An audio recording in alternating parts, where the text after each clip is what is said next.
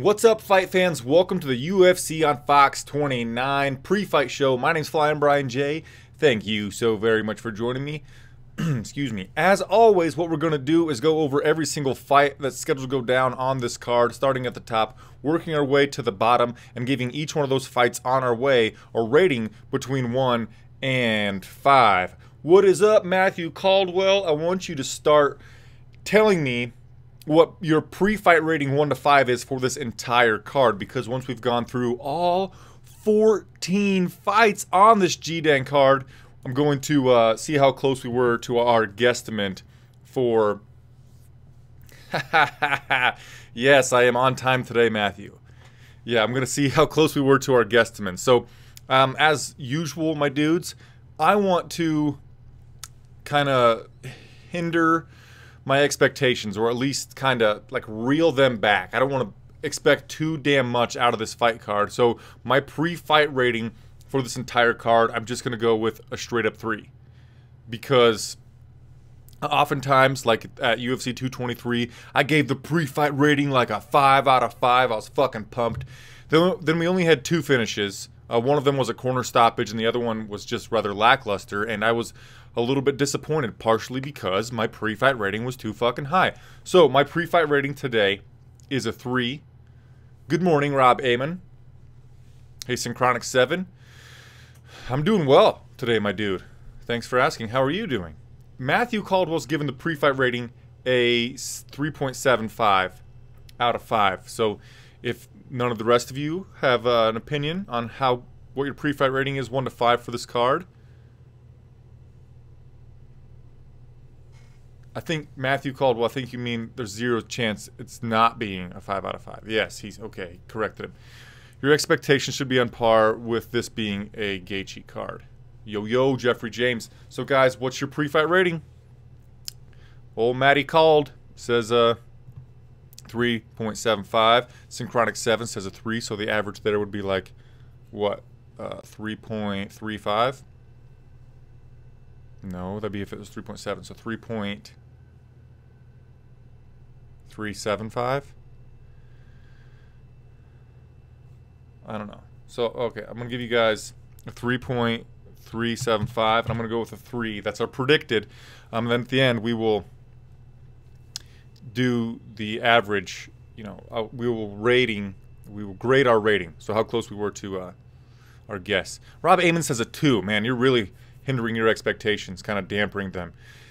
Let's talk about what I do for the blanket bets. You guys probably know by now that I'm blanket betting the underdogs for every single event in the UFC puts on this year. So far, doing that is plus 8.34 units. Good gravy. The last event came in at minus 1.45, but the one before that was plus 9.43. So we're doing pretty damn good on the blanket underdog bets. Next thing I want to talk about at the beginning here. What? Got hockey tonight and such. Yeah, Rob's lowballing. All right, so we covered the underdog bets. Today, the underdogs, I don't know, I'm skeptical of them. I think that Tim Boach could come through, but there were a lot of them that were even plus 100 or really near there. And I'm a little skeptical on that. Let's go over our UFC Pick'em. Let me link you guys to the UFC Pick'em League. Tell me if you can get to the league by following that link. If not, I will try to help you out another way. So then the top standings on the UFC Pick'em League right now are, in first place is Jack Mooney MMA. He's got 72 out of 112 right this year, 39 perfect, 22 bonuses. In second place is HL MMA. He's got 70 out of 112 right, 36 perfect, 20 bonuses. Third place is Mattis Douglas, 69 out of 112 right, 29 perfect, 22 bonuses. Vikram's in fourth, 69 out of 112, 41 perfect, but only 18 bonuses. So he's really, really close to Mattis Douglas. And in fifth place is Gold Payday Poter, 67 out of 110. Correct, 34 perfect, and 23 bonuses. If you care, I am way down in 15th place. I've got 68 out of 110 right. I've missed the first fight on the card twice this year. 30 perfect, and 16 bonuses. Got to take a sip of some water. Ha ha ha. Tim is the luckiest sumbitch, Bosch. S.O. Bosch. Yeah, Tim Bosch is the underdog. We'll get to his fight in a moment, but he's a pretty significant underdog, plus 210.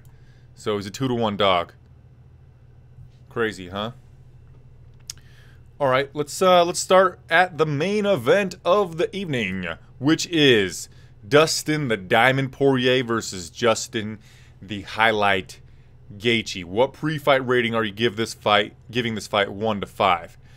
Before I give my pre-fight rating, let me just say that I'm super fucking pumped for this fight. I saw a lot of people that were saying this should be like a pay-per-view opener and not a headliner. My dude, Justin Gaethje created a huge buzz for himself when he was competing on NBC Sports in the WSOF.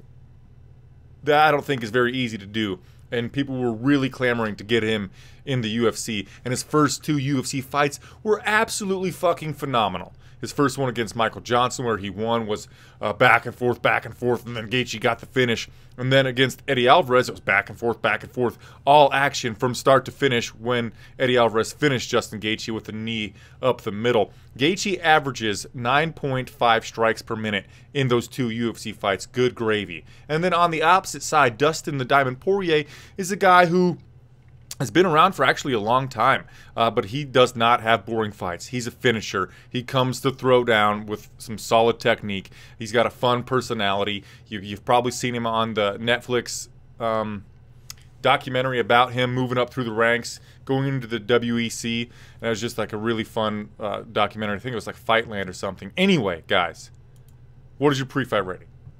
We got a 5 from Matthew, a 4 from Rob, a 4 from Synchronic 7. Tim Pender's giving it a 5. Cody Borak's really excited for Muslim Salikov and Israel Adesanya.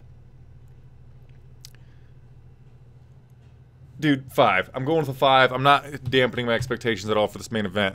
Pure 5. So I got 2 5s and 2 4s from you cats, which averages to a 4.5. But man, I don't care who wins. Synchronic 7 thinks that Dustin Poirier takes it late, but I don't care who wins. I just want to see an exciting back and forth fight. I don't want to see an early finish. I want to just kind of be able to soak this fight in for at least 10 minutes. And then at like the beginning of the 3rd round, somebody can finish the other person. But wow. Yeah, I'm really, really pumped for this fight. And when you look at this card, we've got 14 fights on this card, and the early ones are not that good. I'm going to be honest. They're not good. But then you just think, wow, it's headlined by Dustin Poirier versus Justin the Highlight Gaethje, and that just gets you fucking pumped for this entire card. So we got that one done, my dudes. Let's move to, oh, why don't I tell you the odds on the main event? Dustin Poirier is minus 125. Comeback on Gaethje is plus 115. Every time I tell you the odds, I'm using 5 dimes. So just for your information. Professional Fighters League could be in jeopardy with the new UFC contracts, ESPN. Yeah, PFL. Huh.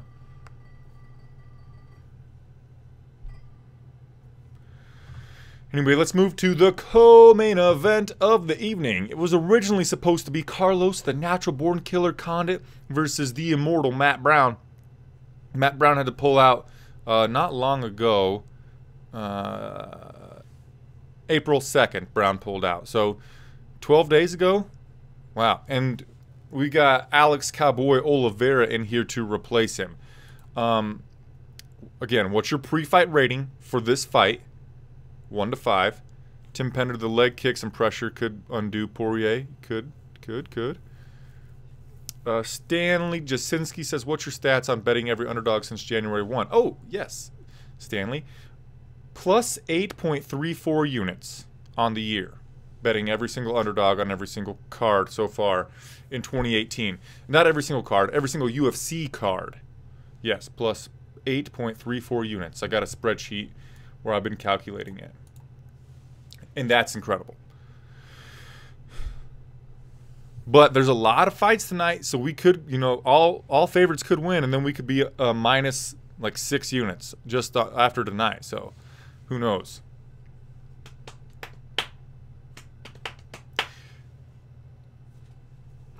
Matthew Caldwell said it would have been a 5 if it stayed, but I got to go with a 3 for the co-main event. Rob Amon's going with a 2. Synchronic 7's going with a 3. So you guys are going to average like a 2.8 or something shit like that. I'm going to go with a 2. And, oh, we got another 3, so I'm going with a 2.85 for you. A 2 for me, because I just, like, Carlos Condit says he's going to retire after every single fight. He said he got concussed by a strike on the ground from Damian Maia. He doesn't seem like he wants to fight, and he doesn't seem like he has a lot of heart lately. So, even though Carlos Condit's an exciting dude, he's a very dynamic striker. He's had some really fun, exciting battles in his UFC career. The one with Robbie Lawler really stands out to me. He got some solid, vicious finishes, but he has horrible takedown defense. And Alex Cowboy Oliveira, who's, you know, not, is he? I don't think he's ranked. He's not ranked. He's good, strong grappling, good takedowns. I think he might come in here and just be a blanket on Carlos Condit, and that's gonna not be that exciting. Plus, we're gonna see like a legend get just smothered in probably one of his last fights ever. So, yeah, I'm just not that excited about it. Rob Amon, if he doesn't retire, if he loses, the UFC should put him out to pasture.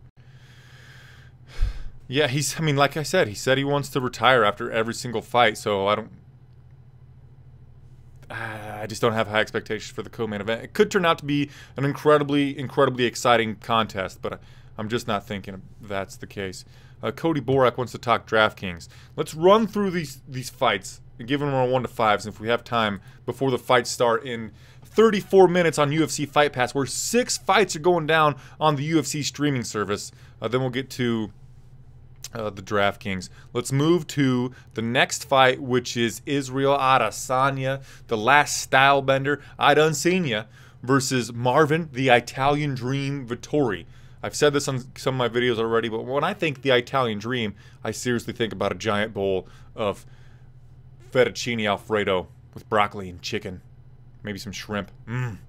Anyway, I'm just gonna go. What's your pre-fight rating, guys? Whenever I start saying the names, just please tell me your pre-fight rating. That would help me out a shitload.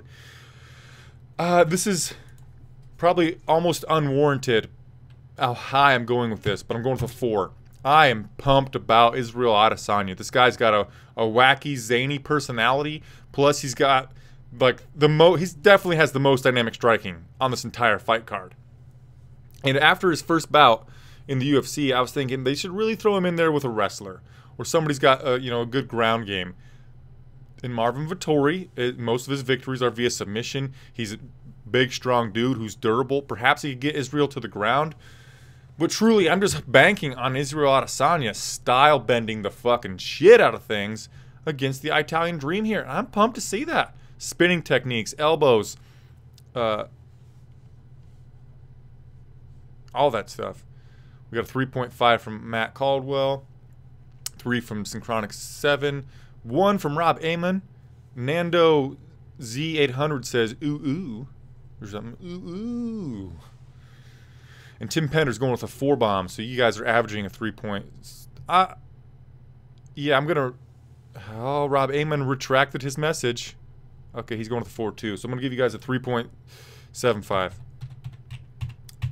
But if you're not excited for Israel Adesanya, I don't know what you're doing. He's a dude that had 50 victories in kickboxing, a couple of boxing matches before coming over to mixed martial arts, and he is unfucking defeated. And let me look. What's his finish ratio? All 12 of his wins are via knockout. So, fuck, man.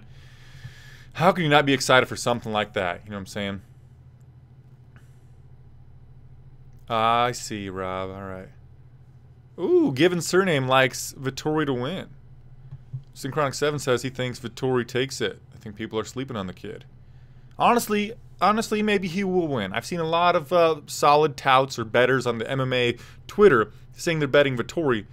And I don't want to have favorites in mixed martial arts anymore. Ever since Anderson Silva was my favorite fighter, hence the black and yellow behind me.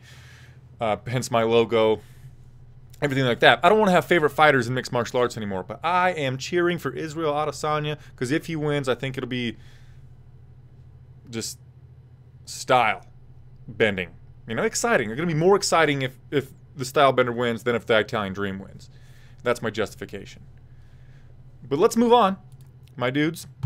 31 minutes until the first fight of the night, and we're going to talk about the first fight on the main card portion on Big Fox, Regular Fox, with Michelle the Karate Hottie Watterson versus Cast Iron Courtney Casey. Which, let me just say this. What's your rating? 1 to 5. I don't like when Bruce Buffer says Courtney Cast Iron Casey. It flows so much better if you say Cast Iron Courtney Casey. Courtney Cast Iron Casey? No, no, no. Cast Iron Courtney Casey. That's how you should say her name every single time. C-I-C-C. Call her Kick. I don't know. But that's the order in which you should say her name. She's a tough gal. And she's big and she's strong. And she's facing a very pretty gal who's small and honestly not that tough. She seems like she quits every once in a while. In one of her Invicta fights where she lost the belt to, I forget her name, she kind of got roughed up a little bit. She doesn't like to get roughed up, and she quit. And she's small. This is an interesting battle. Michelle Watterson is the underdog at, what's the odds? Plus 145. Courtney Casey is minus 155. It's not a huge odds difference, but I am excited to see the fight. I'm excited. I like watching Michelle Watterson compete. She's got dynamic striking. I don't like that she goes for that head and arm throw a lot. Maybe she'll be successful. I doubt it, though, because Courtney Casey is so strong. But I'm intrigued by the matchup. I want to see if Michelle Watterson can grit out and show some toughness. I want to see if Courtney Casey can have a solid game plan and get through the... Michelle Watterson's the more technical fighter, but Casey, like I said, is the tougher fighter. I'm intrigued by the matchup. I'm not expecting it to be a barn burner, but I'm gonna just go with a 3. Right in the middle of the road. Not gonna be too expecting too much, and I'm not gonna shit on the fight because I do like it a lot.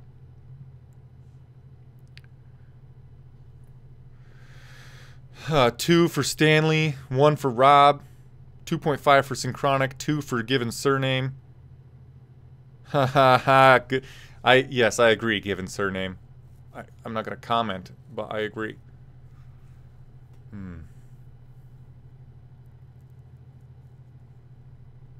Yeah, I do like that, guys. She seems like a nice gal. So you guys are going with a 2. All right. Basically, you guys are going with a 2. I got to get another drink. Oh, the next fight we're going to talk about is Tim the Barbarian Boach versus Carlos Jr. Antonio Carlos Jr. Cara de Sapo, which means shoe face.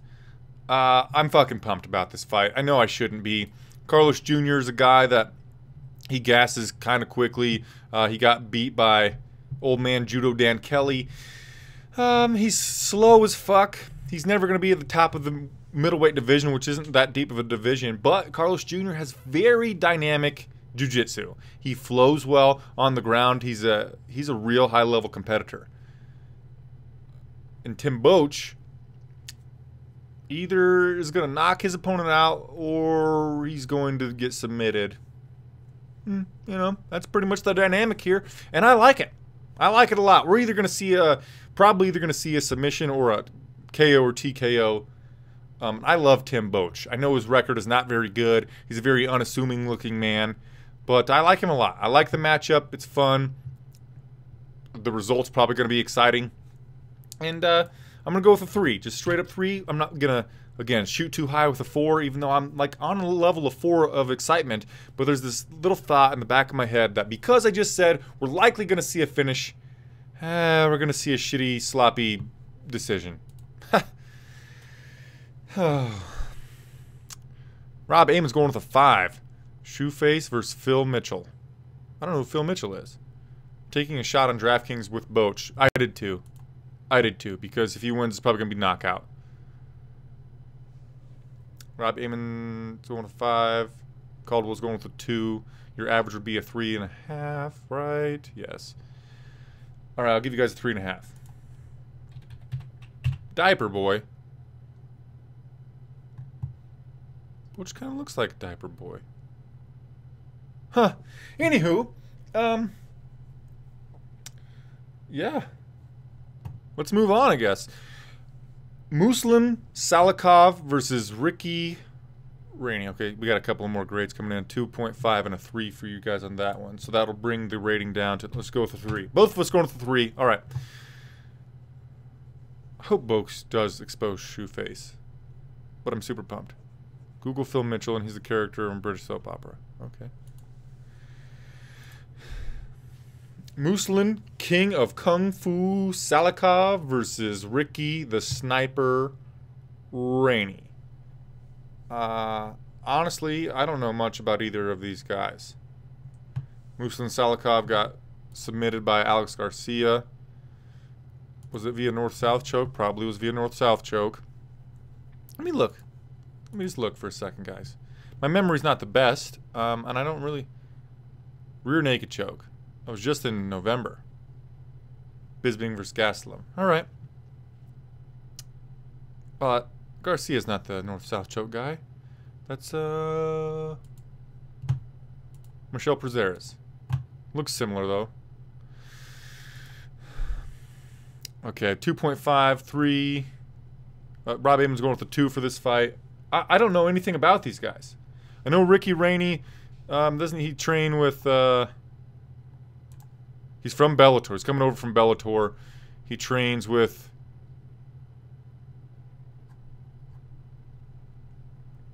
Wonderboy Stephen Thompson. He lost a decision to Chidi Njokuani. He hasn't finished a fight since May of 2015, so 3 years. He hasn't finished a fight in 3 years. He's coming over from Bellator. I don't know what we're doing with this guy, Ricky Rainey. Whatever. But Muslim Salikov, I saw that a lot of you dudes are excited about him because he's got really dynamic striking. He has finished 10 of his 13 victories via knockout. Because we could see a knockout here, I'm going to go with a 2. If it weren't for Muslim Salikov, I would go with a 1. But I'm going with a 2. We got 2s all the way around for this one. 2. Who is the dude in the video? Says Dave Koala.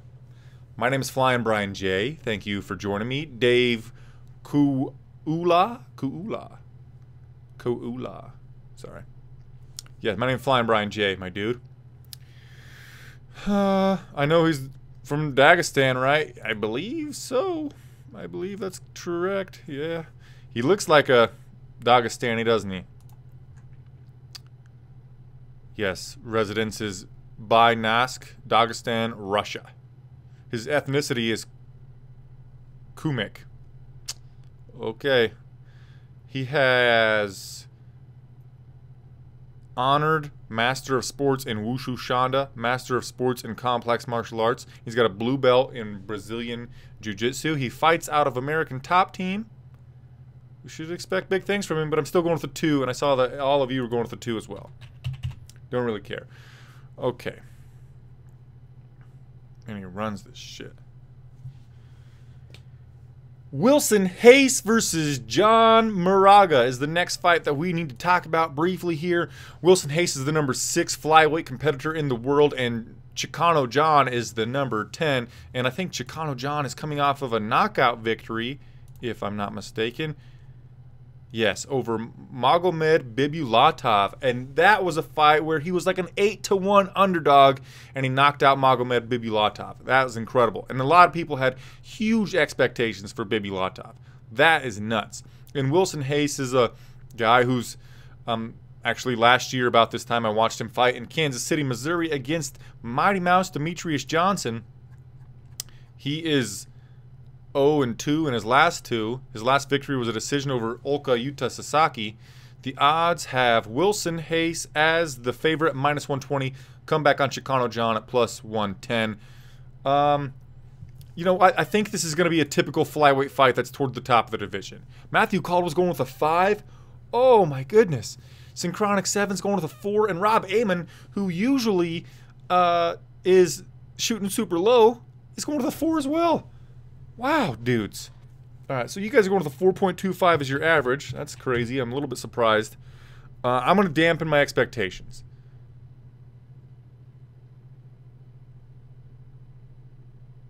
Thank you for being here, Dave. Wow. Yeah, I'm going with a 3 for this flyweight contest. I'm really got to, what is it, dampen my expectations. I need to reel them in. I don't want to be too excited for this fight. I don't think we see a finish. It might be a technical bout, back and forth affair. But I don't think we see a finish, and I'm all about the finishes. Do I hate flyweights? I don't hate the flyweights. I like flyweights a lot. I like Wilson Hayes. I like Chicano John. I just don't think we're going to see a finish. And when, in my mind's eye, if I can predict that we're not going to have a finish, then my excitement level just turns into not that much. Let me look at the odds, and I'll tell you how, if the odds think we're going to see a finish. Okay, Hayes wins via KO or TKO is plus 1,500. Huh, not ideal. Moraga wins via TKO or KO plus 540. That's a lot better. But Moraga wins via submission is plus 1,400. And Hayes wins via submission is plus 500. So those are just flip-flop for which guy's more likely to win via what route. Hayes wins inside the distance is plus 500-ish. And Moraga wins inside the distance is the same exact number. They're actually both plus 455. So Moraga wins via decision is plus 180. Hayes wins via decision is plus 155. So yeah, the most likely by a lot odds from Vegas that this thing goes to decision. And don't we have just fight goes to decision as a prop? Fight goes to the decision is minus 265. That right there makes me have less of a hard-on for how exciting this fight's going to be. John Moraga via finish plus 500. Zoltan is all in. Moraga pulls this one off. That'd be crazy. They're pretty evenly matched, exactly. And that's one reason why I don't think we're going to see a finish. I'm going to the 3. I'm sticking with the 3, guys. I've explained myself enough, I believe. Let's go down to Krzysztof Jotko versus Brad Tavares. Another fight that I don't think is going to have a finish. Why don't we just do what I just did again? Let's look at the odds and see how likely it is that we're going to have a finish. The odds for who's going to win are even at minus 105 for each fighter. But on my underdog bet, I already locked in Jotko at plus 100 as the underdog. So I'll be cheering for Jotko. Fight goes to a decision is minus 285. So this fight is even more, actually, where did it go? This fight's even more likely to go to a decision than the last one. Yeah. Jotko's coming in here, I believe, on a 2-fight losing streak. Brad Tavares is coming in on his victory over Elias Theodorou. He's on a 3-fight winning streak. All of them are via decision. The last time he finished a fight was... Holy shit. The last time Brad Tavares won via finish was against Phil Baroni in 2011. Yeah, I'm going with the 2. I'm going with the 1.5. Yeah, 1.5. Fuck. Gee, I didn't realize that this was so likely to go to a decision. And it's not like, tell me a really exciting Brad Tavares fight, just off the top of your head. Can't do it. Can't do it. Huh. His only finish was against Phil Baroni in the UFC. He had a couple of finishes before that, back in 2008. Holy fuck. Yeah, so okay, we got Stanley Jasinski's going with a Z's for this fight. Rob Amon's going with a 2. Zoltan just said truth. Synchronic 7 gave it a 3.5 because he's a fan of Tavares, and Stan Jasinski's going with a 1. I'm just gonna say you guys gave it a 2. Sorry, Synchronic.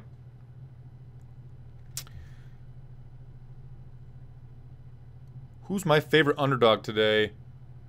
Tim Boetsch is my favorite underdog. I put him on my DraftKings team.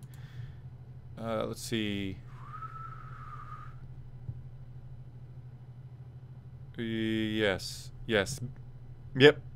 Easily my favorite underdog is Tim Boetsch. A close second would be Carlos Condit. That's pretty much it. Let's go down to Gilbert Durinho Burns versus Dan Moret. And this is the last fight that's on the UFC Fight Pass prelims, which, again, start in 16 minutes from right now. Dan Moret's nickname is the Hitman. He is 13-3. Gilbert Burns is 12-2. The odds have Burns as a fucking huge favorite. Minus 605. Come back on Dan Moret. Plus 505. So for my underdog play, come on, Dan Moret. But I don't know the first thing about Dan Moret. Does he have a Wikipedia? He does not have a Wikipedia. So, I don't know. I know Durinho Burns. I know that he's a really good jiu-jitsu player. He's a second-degree black belt in Brazilian jiu-jitsu, actually. He was got a bronze medal in the 2015 Sao Paulo, Brazilian Jiu-Jitsu ADCC Submission Wrestling World Championships. In 2013, he got gold in the Nogi World Jiu-Jitsu Championships. In 2010, he got in Abu Dhabi, he got a gold. So really good jiu-jitsu player. He's coming off of a knockout victory over Jason Sago, where I believe he just kept throwing the overhand right over and over and over and over and over again. It eventually landed.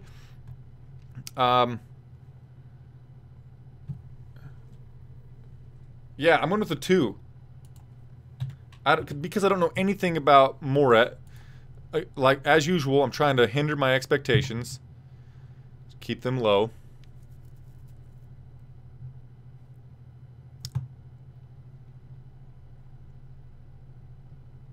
Lesbo and the Bean? Is that where you're from, Zoltan? Zoltan.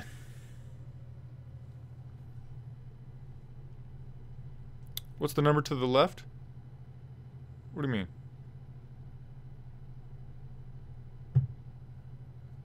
Wrestler grind. Oh, fuck. More as a wrestler grinder. Oh, neat. 4. If Burns can get another nasty KO. I don't think he will, but if he does, that'd be pretty cool, wouldn't it? So you guys, we got a 3, we got a 1, we got a 2.5, we got a 4. So that's a 4, and that's 7.5 plus that's 11.5 divided by 4. It's like a 2.75, something like that. Quick math in my head. I am the Bean. Well, hello, Bean. What's up, viewers? I don't know. Mike Miles says viewers. I don't know why he said viewers. Shibby. Shibby. Oh, that's how many live viewers we got. Yeah. Oh, Mike Miles answered the question. Yeah, next to YouTube, that's how many live viewers there are at that time that it picks it up. And if you hit the subscribe button, there should be an animation that happens. Oh, but we had 2 subscribers. Oh, Lance Godley just... Did it come up?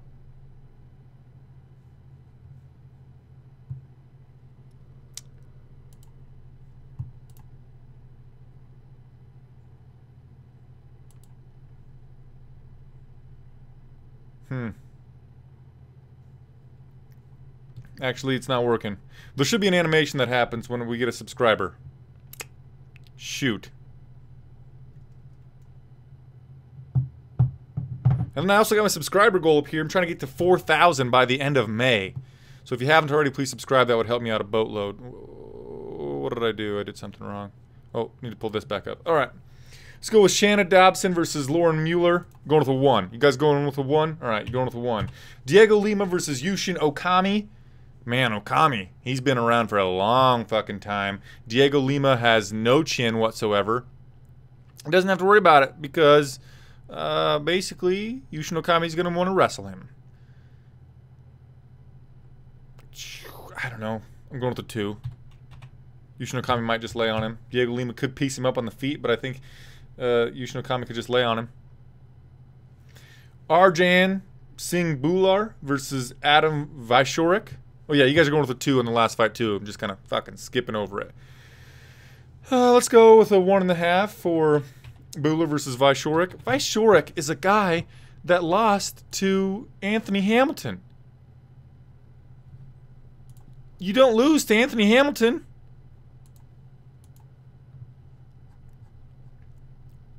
No, he beat Anthony Hamilton.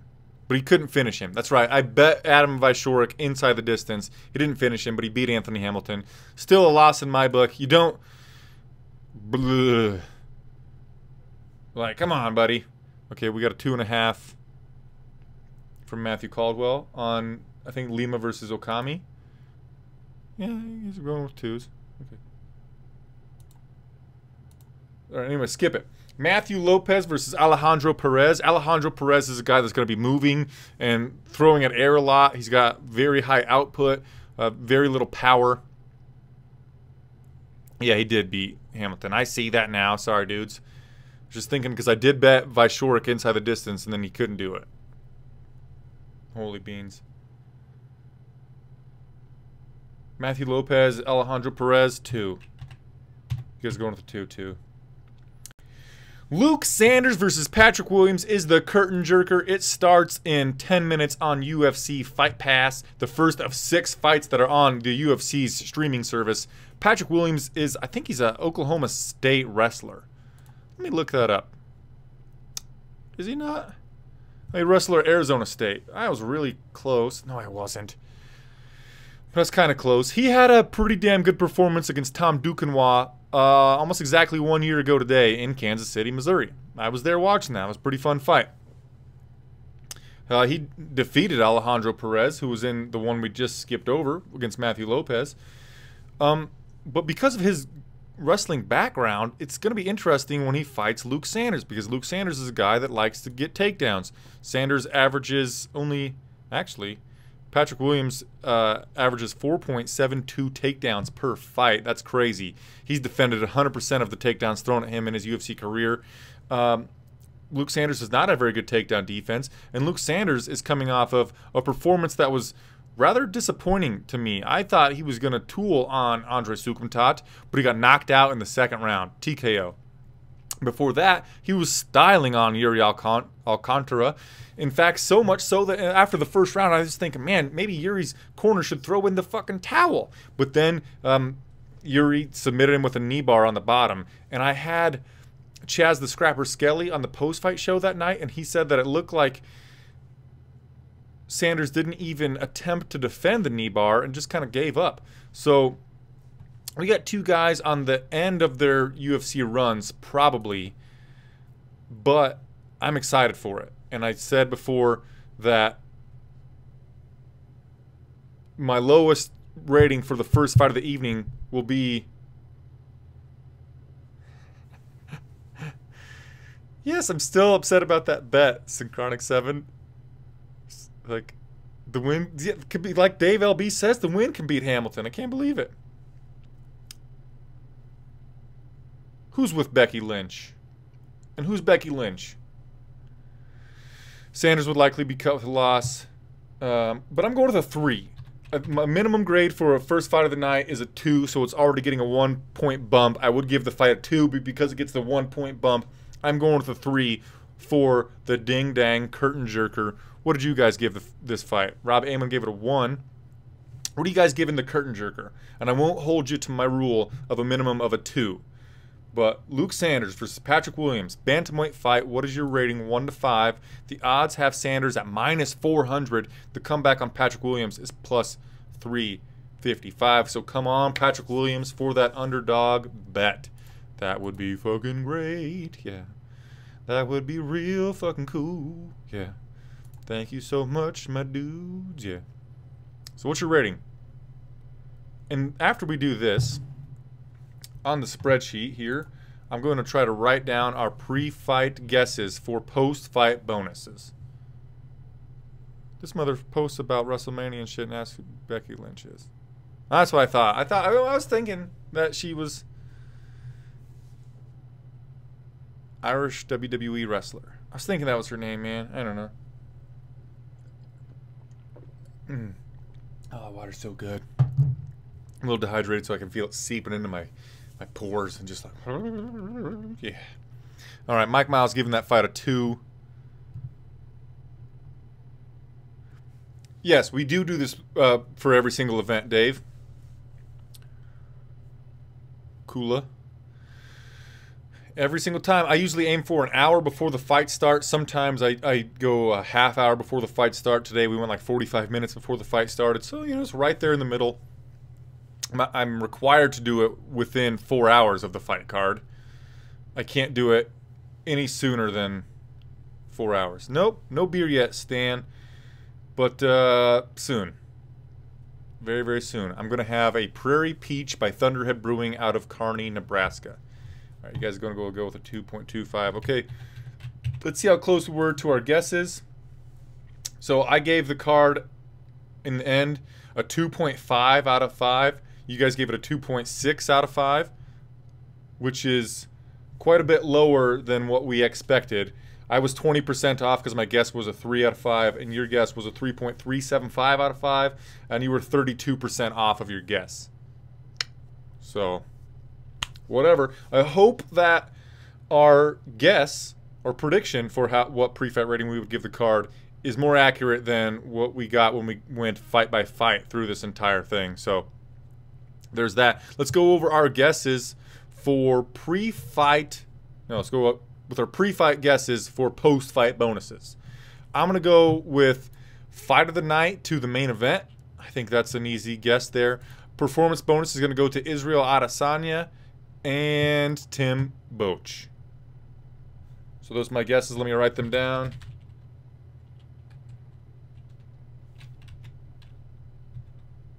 I'm going to put Brian here. And, okay. FLTN, main event. POTN to Boetsch. And Adesanya. And your guys's, the viewers, type this in. So, like, I don't know, save this document. And then in the post-fight show, we'll have a little bit something to talk about. Fight of the night to the main event, obviously. Yep. All right, so you guys are going to go... And that's just the easy one. Whoops. I don't know what I did there. Okay, main event. And now performance bonuses. What do you get? What are your guesses for who's going to win those babies? Matthew Caldwell is going to go with Condit. Oh, getting a post-fight bonus. Okay. Condit.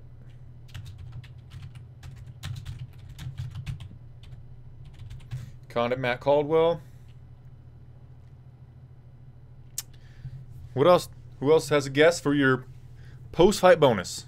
And in the post-fight bonus, we do this. We do a post-fight show after every single card too. Right after the main event winner is interviewed by tonight, it'll probably be interviewed by Daniel Cormier, perhaps. Maybe John Anik.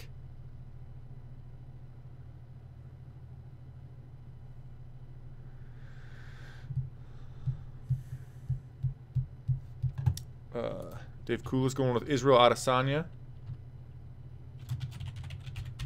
And Cowboy. Dave Kula. Okay, got you in. Ooh, Dave LB says Condit's getting knocked the fuck out. Are you saying that he's getting knocked the fuck out, or is he going to get the knockout? Mike Miles says fight of the night is Justin and Dustin. Easy. That's an easy pick right there. Easy money pick. Dominic Cruz. Yes, the three dudes on the mic tonight are John Anik, Daniel DC Cormier, and Dominic the Dominator Cruz. I think it's a very interesting booth. We're going to have some interesting clashes of personality because Cormier's this jovial son of a gun, just loves life, laughs a lot. Then you got Dominic Cruz, who takes everything just a little bit too seriously.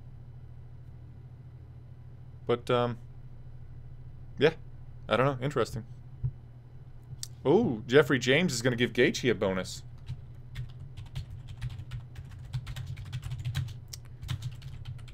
Okay, you think he's going to get the finish. All right, dude.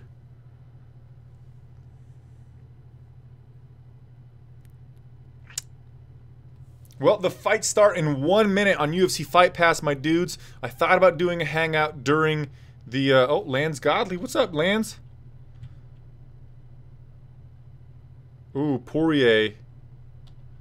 Oh, he has Poirier getting a double bonus with a performance bonus and fight of the night. All right, Lance. Lance is going to go with...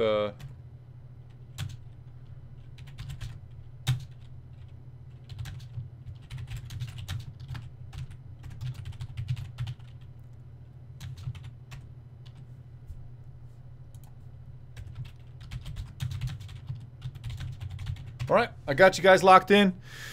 Let's go. Fights start almost right now on UFC Fight Pass. I thought about doing a main card hangout where I'll come back here and just talk to you guys while the main card happens, and we can. I won't do the play-by-play as much as I do want to do the same thing for the pay-per-view portion, but we can hang out and talk about the fights as they happen. But I will for sure be back here on this YouTube channel immediately after the main event winner is interviewed to do the post-fight show.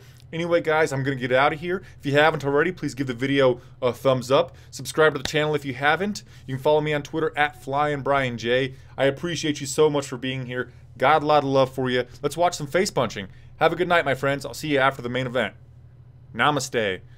I'ma go get myself some beer. A couple of them. Maybe just a couple tonight. All right. Later, dudes. All right. End the deal. Hide the widgets.